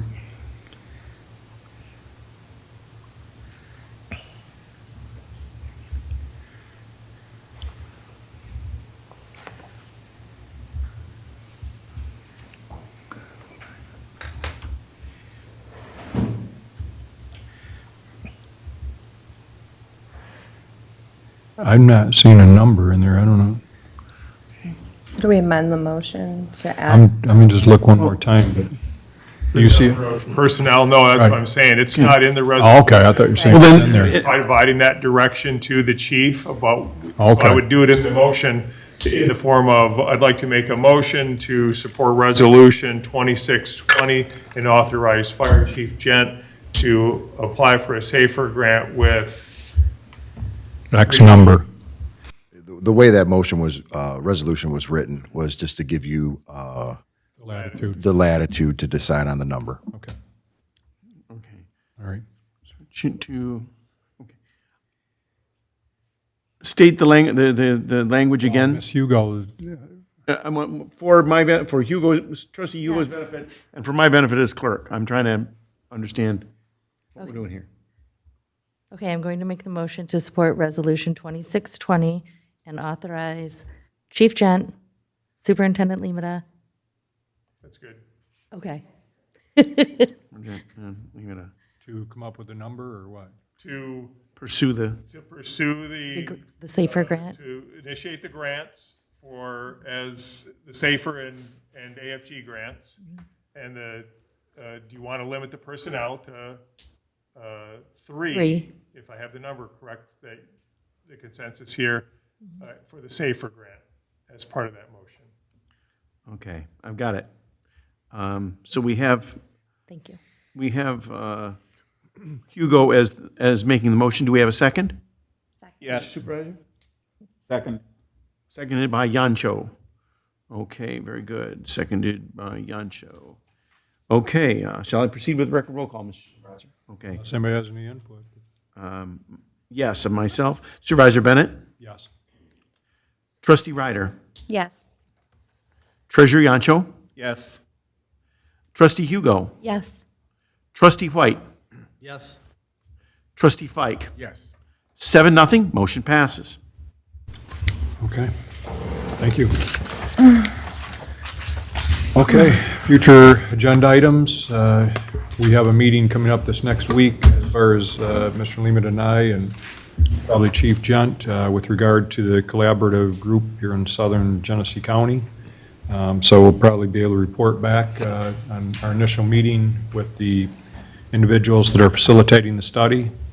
And we'll check and see if we can't move it up, but I don't want to push them when we're not even started. Well, we want it in July. Right. So with that, we'll probably discuss that. Anything else on future agenda, Mr. Limita? Not at this time. I just want to remind, one of the future agenda items will be the report from our auditing team from Plant Moran, who will be bringing you the results of the comprehensive annual financial report for 2025 as they work to complete it. We have the preliminary meeting tomorrow. Okay, yep. Okay. I'm not sure it's tomorrow, but. Yes. Tomorrow, 2 o'clock. Is it? Okay. All right. I've got to double check something, but anyways. Okay. Anything to report, Mr. Treasurer Yancho? We're currently getting ready to start the 2026 summer tax roll. And so we are collecting the forms from the taxing authorities so we know how many mills they are going to be asking for. Okay, very good. Clerk Robertson? We will be mailing out around the 24th of this month, 9,500 absentee ballots for the August election. That's the number that's on our permanent AV list. So I just want to comment on a few of the things that were brought up, and perhaps Mr. Limita can comment as well. As far as the road diet on Fenton Road, we did have an informational meeting here that the Road Commission actually presented. Mr. Limita, remind me, I know that depending on whether the road is east or west determines which municipality it falls under, as far as that road being within their. Yeah, this was really presented as a Mundy Township project. Grand Lake Township had absolutely no input whatsoever. We weren't asked to participate. It's not part of our transportation program. We did allow them to utilize our auditorium to hold an informational meeting. Right.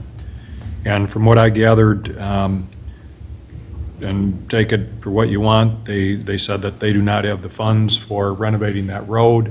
By doing this road diet, they would be able to renovate the road, and if it proves to be unsafe in terms of increase to a certain level of accidents, they would go to the state and ask to reverse it back. Also, if the traffic volume reaches a certain level, they could ask the state to allow them to reverse it back as well. So with regard to where you place your garbage, I'm not sure if that's something that we have, but we can follow up via email with that. I don't know if anything exists or not, but apparently code enforcement hadn't found anything, but I'm not sure how we address that, but we can look at that further. Trash pickup. You may think this is crazy, but there's actually only, I believe, probably 2 companies in Michigan that we could even look at contracting with, the one that we're with and maybe one other. But it's a tough business to be in. The contract we have, I know is, in terms of price, is incredible. I get other municipalities asking us what we pay, and I really hate to share it sometimes because I know they're paying a lot more. But in terms of, service, yeah, they have a tough time, when, number one, their trucks fill up, especially, this time of year, people are starting to compost, they're cleaning out garages, whatever. Those trucks get full, they've got to drive up to Brent Run, which is up in Montrose, so it's a little bit of a hike. Their, work rules don't allow them to work into late night, even though I do see them out sometimes after dark. It's a tough business. There aren't a whole lot of choices. And I don't know, Dennis, you want to have any comment on that? We've had conversations with our representative from Mterra because I know the frustration of bringing your garbage, recycle, and yard waste out to the road only to see it not get picked up. There are some areas of the township that are worse than others as far as being picked up on the second day. We're well aware of that. We have made a proposal to Mterra that they have not responded to as of yet. We've sent in 2 requests since then for a meeting with Mr. Carmagno from Mterra to have that conversation. One of the things they will tell you in our contract is we are guaranteed once a week pickup. We are not guaranteed a garbage day. We are guaranteed that they will pick it up once a week. And that's frustrating for all of us because if we're told to have it out there at 7 a.m. on Wednesday, we expect that at the end of the day, even if that is at 7 p.m., that we can haul our garbage cans and recycle bins back to our home. So we have, because now we have nearly, with our growth, we have just under 36,000 unique pickups on that Wednesday. It's a lot to cover, and we understand that. But we've asked them to split the township into, to look at the potential of splitting it into a 2-day pickup, and so that we can inform residents that your day is Wednesday and your day is Thursday, or whatever that split's going to be.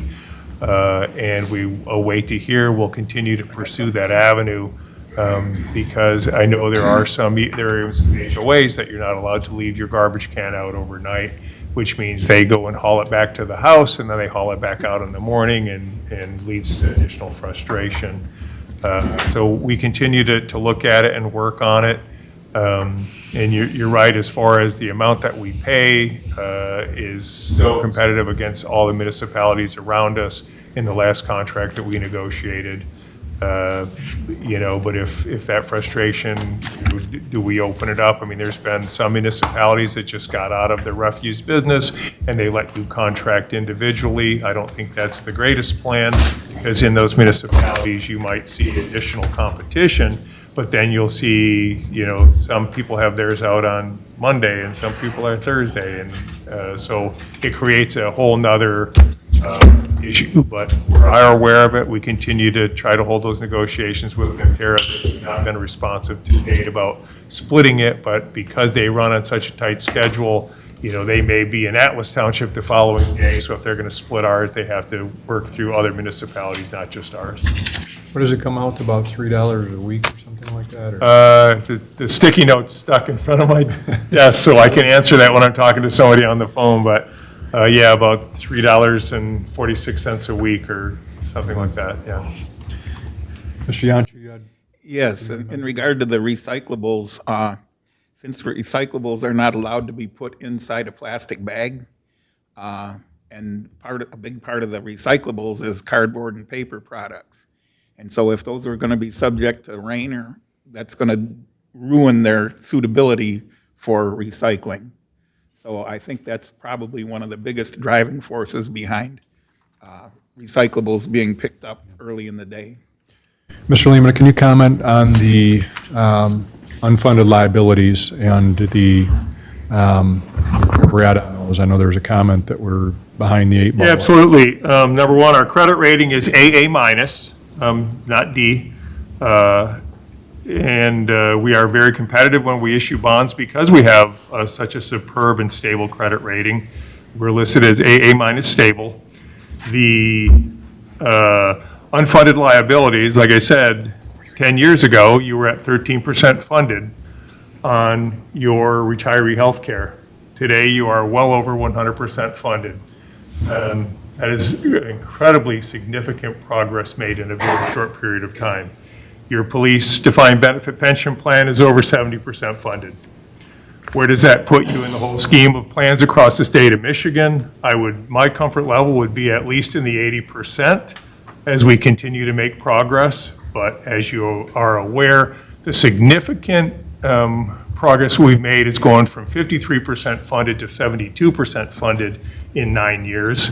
We continue to make progress. Since we were able to erase a great portion of the unfunded liabilities from your retiree health care plan, we are now putting those additional funds on your police pension plan.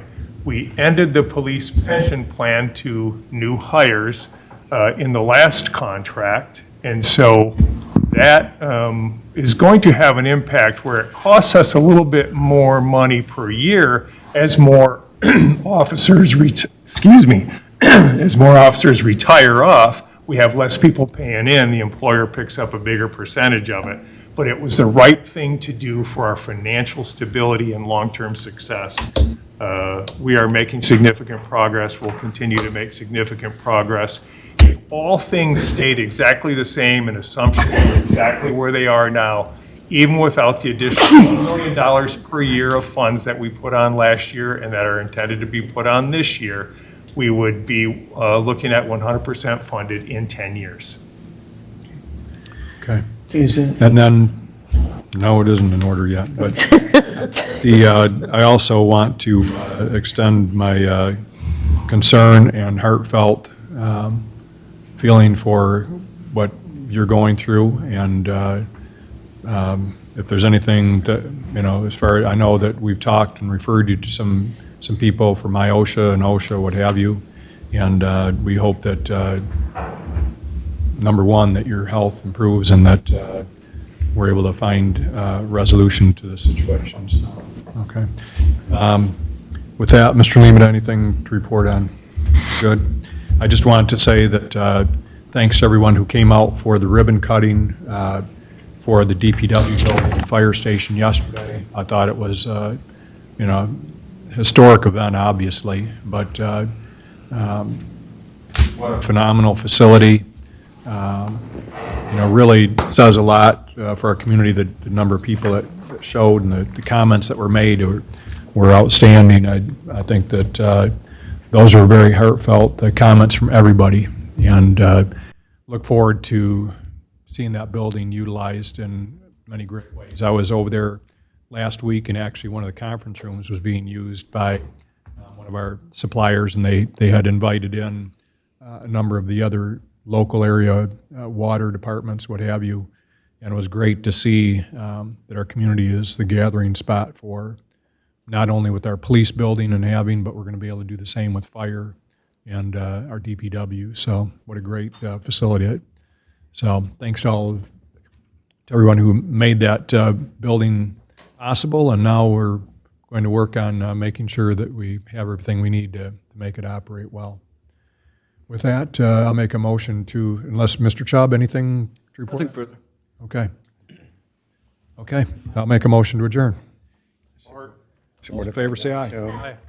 Thank you. We are adjourned at 7:56 p.m.